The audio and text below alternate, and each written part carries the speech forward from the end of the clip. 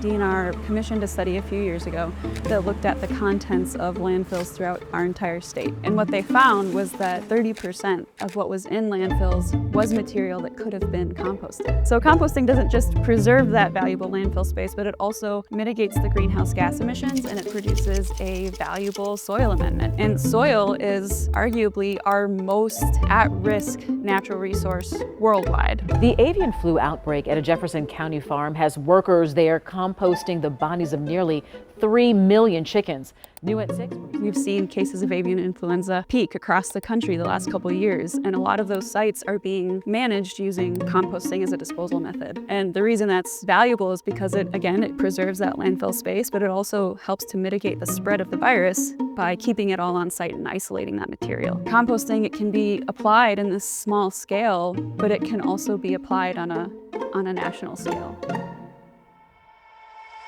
There's actually a whole movement across our country and really internationally for community composting. And that's what we do. We are a community composter, which means that the material that we collect is composted and then distributed as finished compost in the same community from which it was generated. But what has become really important to me is to make composting more accessible. We provide the services to collect the material, transport it, and compost it for you. We've diverted over 500,000 pounds of food scraps.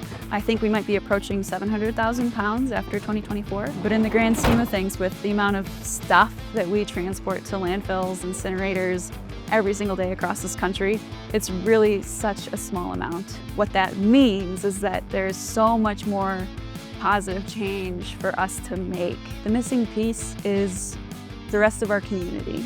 Composting is so easy. You're still putting the same stuff somewhere else in some other container. It's just one of our Bucket Ruckus buckets instead of your garbage can. And we want you to be a part of this movement, and we want you to help us make a huge difference in what we throw away in our state and what we're in turn putting back onto the earth to help our soils.